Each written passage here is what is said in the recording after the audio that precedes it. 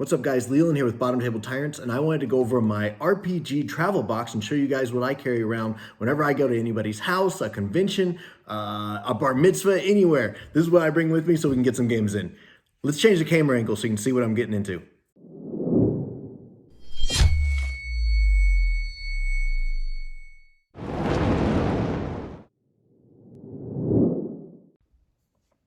All right guys, let's get started.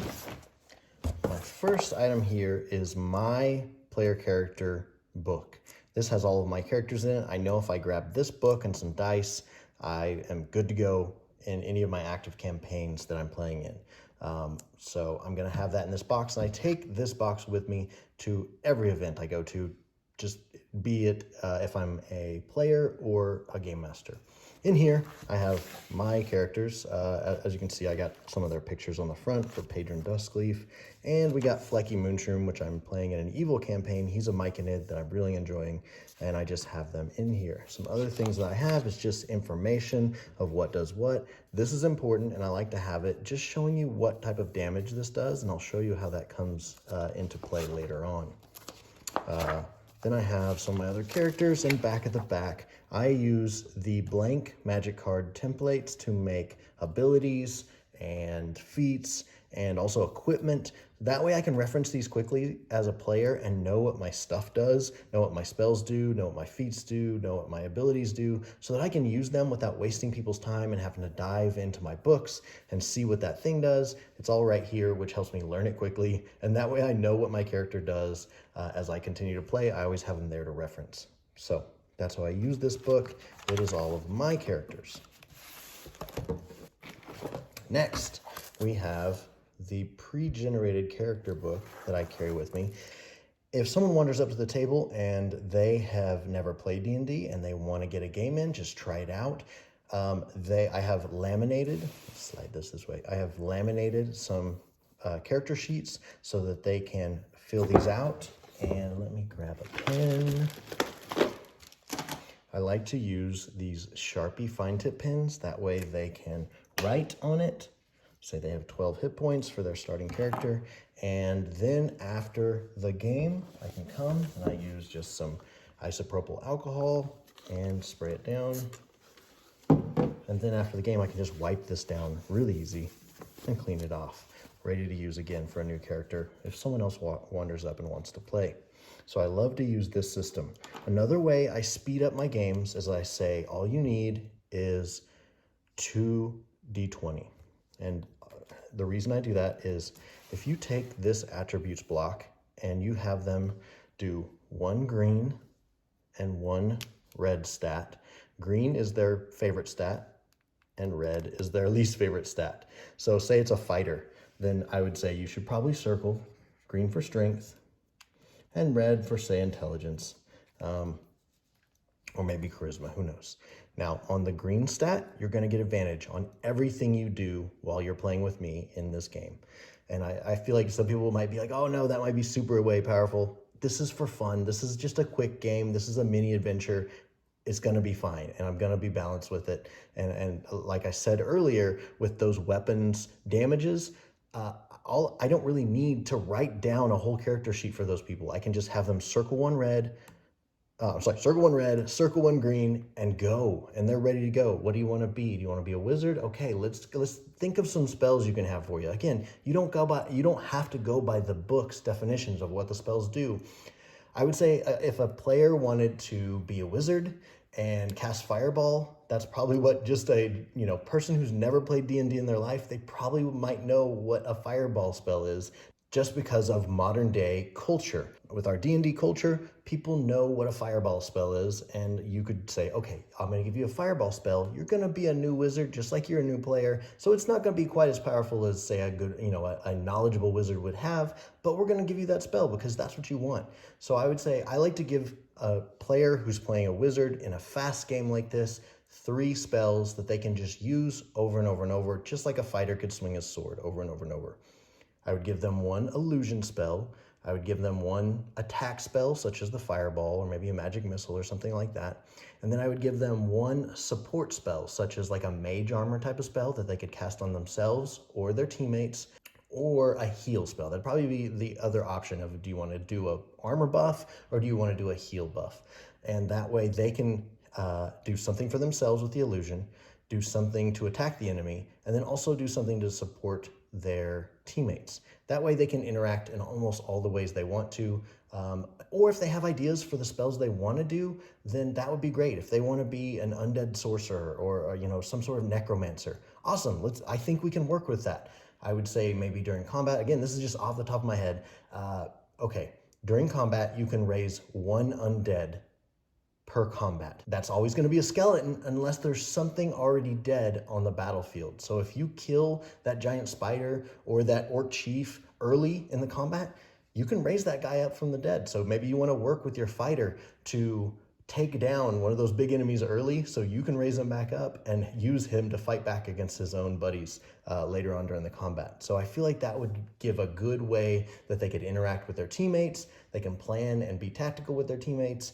And again, this doesn't have to be a person who's played Dungeons & Dragons for 20 years. If anything, those people would, a person like that would quite know what to do, not having stats, not having all the information in front of them that they're used to during a normal Dungeons & Dragons game, while a new player who's never done it at all would find it a little bit easier because they don't have a whole grid of numbers and a whole filled out sheet in front of them that's very confusing to a new player. They just got a green circle and a red circle and some spells that they want to use. Pretty simple. All right, moving on. Next, these are just some of the rolled and told. I'm gonna pick these up. These are just some Rolled and Told characters that I have pulled from the internet. I think this is from the Rolled and Told website. Rolled and Told is a comic book that does D&D stories and adventures and a little bit of everything. They talk to the makers of Dungeons & Dragons. It's a great comic and I highly recommend it. And these are some of the characters for it. So if a player likes the art and wants to play as one of these characters, say they want to be Mug Pig Iron, I hand them this and let them go. They're all level 1 characters. Then I have some of my own in here. I think I have up to level 5 characters built inside here. And so between level 1 and level 5, pretty much every class, pretty much every race. So if they come in and say, I want to play an elf or I want to play a barbarian, I'm going to be able to pull that out. I may not have an elf barbarian in there, but I'll have something close. And if nothing else, again, we're using such quick stats in that situation where we're just going to hand them a barbarian sheet and let them go from there and let them be the elf as well.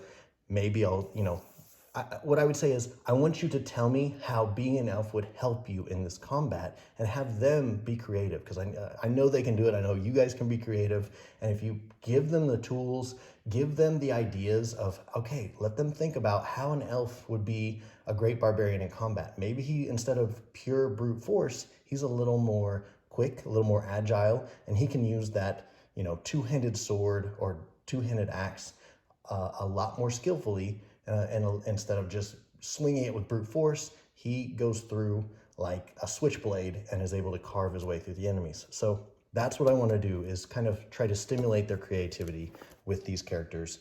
And a blank canvas, while it can be intimidating, if you feed them a few ideas, all of a sudden that canvas starts to become their own and they fill it with their own characters.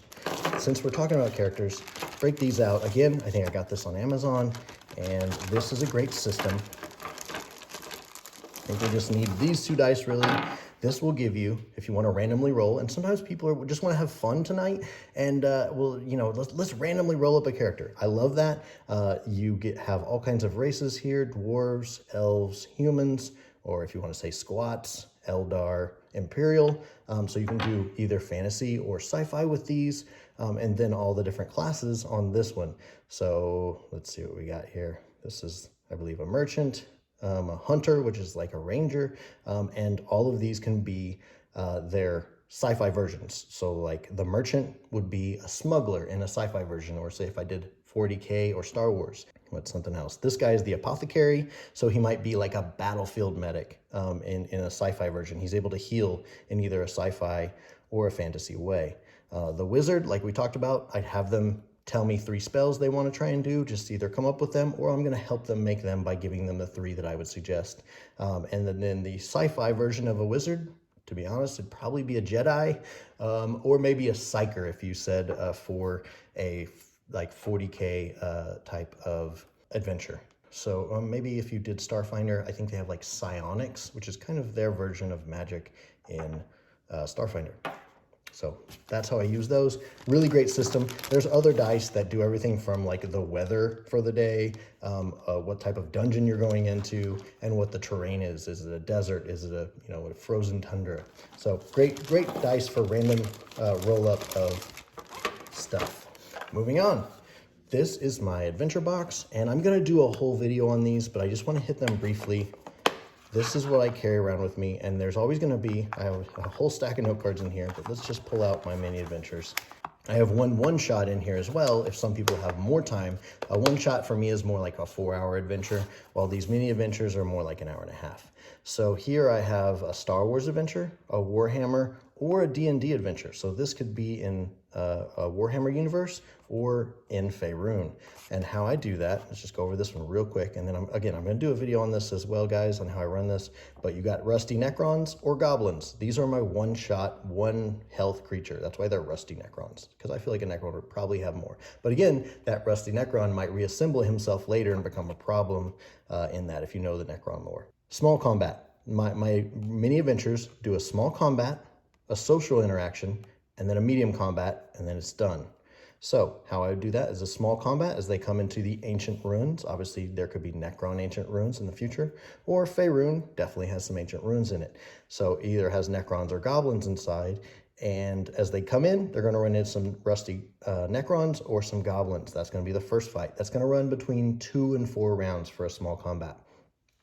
Then they're going to find either some Mechanicus Explorers for a 40k version or some Dwarven Miners. And I'd probably say that's their adventure, is that they're going in to rescue these guys. And when they come into contact, they're only going to find one of them. And they're the one that they find is going to say, oh no, Bob, he's further on down into the ruins. You know, what are we going to do? If the player characters want to continue on, maybe they didn't take a whole lot of damage from the first fight, and they want to press on and go find Bob, then I'm going to go the opposite direction with the NPC. I'm going to say, you know what? I'm scared to death. I'm running for it. I gotta get out of here, guys. And so that way it's going to try and pull the party in 2 different directions so that they have to make a social interaction with that NPC to either convince him to go further into the ruins with them, or, you know, maybe he scares them to death and they've already taken a bunch of damage and they say, you know what, you're right, let's get out of here. And that's how I'm going to do that social interaction, is whatever direction they're kind of leaning towards of going deeper or heading out, I want that character to do the opposite and want to do the opposite of what they do. That creates that tension that I want for the social interaction. And then finally, if they do want to go further into the dungeon, they're going to find a Necron Lord and some heavy Goss Necrons, those big beefier Necrons with the double cannons, who are kind of like, I guess, interrogating, say, the Explorer, or it's going to be some Squig Hopper Goblins and a Goblin Shaman who are interrogating the Dwarven Miner, who's, you know, Bob, who is further on into the ruins. And that's going to be a medium combat. I'm shooting for around 4 to 6 rounds of combat with that. These characters, there's less of them. I would say I would do 1 Goblin per PC in this small combat. In this one, there'd probably be take as many PCs and divide it into round down for the minions, like the Squig Hopper guys or the Goss Necrons, and then 1 Necron Lord, 1 Goblin Shaman. So that combat I want to run between 4 and 6 rounds and possibly be pretty deadly. I would say in a mini adventure like this, I would try to push to take down at least 1 character, or at least take him down to where he could potentially die. He's making death roll saves. So I'm not trying to kill him outright, but at least have enough tension in this combat that 1 character at a minimum is rolling some death roll saves and trying to survive the combat. If you're not pushing harder than that, then you're not really getting to that climax point at the end of the adventure. Now, let's say they decide to leave the ruins and get out of there. How do you fix that? How do you're losing half the adventure if they do that. No, you're not really. What I would say is, okay, they head out, say it's a fantasy version, that as they come into the village that's near the ancient ruins, unfortunately, the goblins have been awoken and they've gathered their forces and they attack the village. So then I would do a little bit bigger combat with the same exact guys that I have in this medium combat, but then I'd throw in maybe 2 or 3 more goblins as punishment for not fulfilling their mission of going and rescuing both of the explorers that went into there. For the sci-fi version of that, I would say the next starport that they go to after they've left the derelict ship, the ancient ruins, or whatever it is that they go to, maybe a moon base. Of course, the Necrons have been awoken by them being in the ancient ruins, and they attack the moon base or spaceport, whatever it is that they travel to after that. So again, there has to be repercussions for them not fulfilling the mission. So I'd make that combat even a little harder just to make it fun. Again, it's a one-shot, guys. I promise most players don't mind losing a character in a one-shot. Sometimes they get attached to them, but that's what I want. I want them to care about this, and that's how I run my mini adventures. But we'll do a whole video on mini adventures and scenarios later. All right, next is my bag, and this is how my dragon bag is how I do critical hits, because sometimes in these adventures you only get so many crits because you're only playing for an hour and a half. So because my minions, my little goblins, my little rusty Necrons, they only have 1 hit point, if you get a crit on them for double damage, that doesn't do a whole lot. And sometimes I have players that get frustrated with that. So I developed this, and what I do is this bag has a mix of dragons in it. I think 4 red and 4 white, these little Drago ducks, and they can draw without looking in the bag and see what they get. This Drago duck lets them save that crit, and they can, but when they want to save it, they draw from the bag. If they keep this red one, they can save the double damage to when they want to use it, and then you can only have 1 Drago duck at a time, and if you want to use this whenever you choose to, it allows that hit that you just did to do double damage, and you decide that before you roll for the damage. Next, you have the white Drago duck, and this one's probably a little more powerful. I'd love the stat guys to tell me which is better of the two. Again, they're randomly drawn, so I feel like that kind of helps balance it. But this makes me, the game master, have to roll again to penetrate their AC. So this protects them. It makes me have to roll again to hit them, and so they have to expend this whenever I'm rolling to hit. They have to do it before I roll damage. So that's how I use this Drago duck.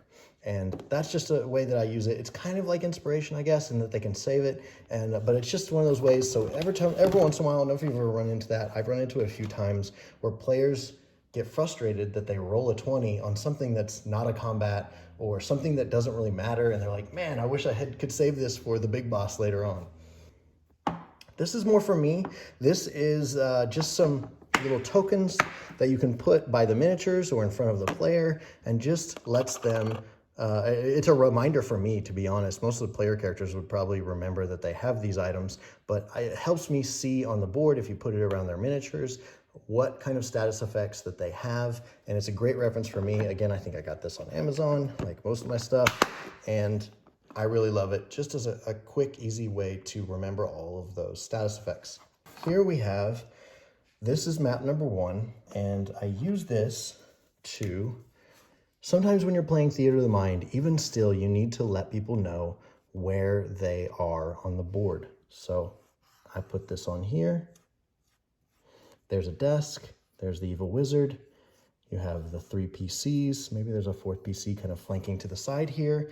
And this way I can tell them where they are in relation to the bad guy, in relation to terrain. Maybe there's a chandelier hanging ominously over the top of the wizard. Maybe there's a suit of armor over here that is a construct that they didn't realize. He's going to reach out and grab this guy and pull him into the suit of armor. So now they have to deal with this construct suit of armor that has their friend pulled inside of it, and they have to figure out how to get him out without hurting him and also defeating the suit of armor. So this just gives them a way to see the terrain. Maybe over here there's a bar with a bunch of goblets and different glass containers full of mysterious liquids. That way they can use the rule of cool to say, I'm going to grab, I don't know what this is, this vial of something, and I'm going to chuck it at the evil wizard. And that lets me get creative and decide what that does when it smashes against the side of the wizard. This is a good way to show them where that terrain is in reference to where they are standing. This is my big board, and again, this folds out to be about 4 times bigger, which is about as big as it needs to be. And let's draw a quick dungeon on here. There's a cavern coming off of there. I use these black envelopes to cover up the areas so that you can't see where they are in relation. And so let's say the entrance is here to the dungeon. Player characters are coming in. As they come down, I can reveal see if I can do this. Reveal this hallway. Of course, everything's in the way here. Reveal this hallway as they come around. And I can just slowly move these envelopes to reveal what I need to. And I have multiple of them, so I can kind of just keep them to slowly reveal the corridors as they go. And that way it keeps a fog of war, and it doesn't just show them the whole map from the start of the adventure. And it just keeps it mysterious, and who knows what bend is, what's going to be around the next bend.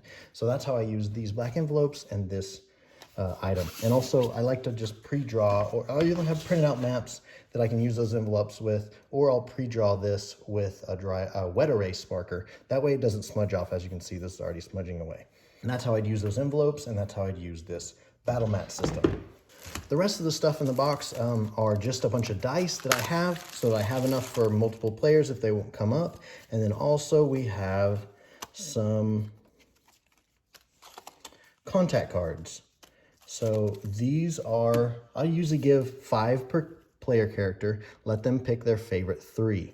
And these cards allow them to have contacts that they can deal with to, solve the murder, to find out where that gang is hiding at that stole the jewel. Whatever the mission is, whatever the task is, the quest is, they can use these contacts, and it gives them a real fleshy living person that's usually going to be in the town they're in, or wherever the adventure is taking place. Just so happens that's where this squatter is at, and they can go and ask them questions and maybe ask for favors and stuff like that from these characters, and it gives them almost an instant backstory to have these contacts. I've gotten a lot of good comments about it. I really love this system. It's something I stole from Shadowrun, and I love using these as just stuff to give you information on how things are going in the adventure. Maybe they can show up and help if the players are running into trouble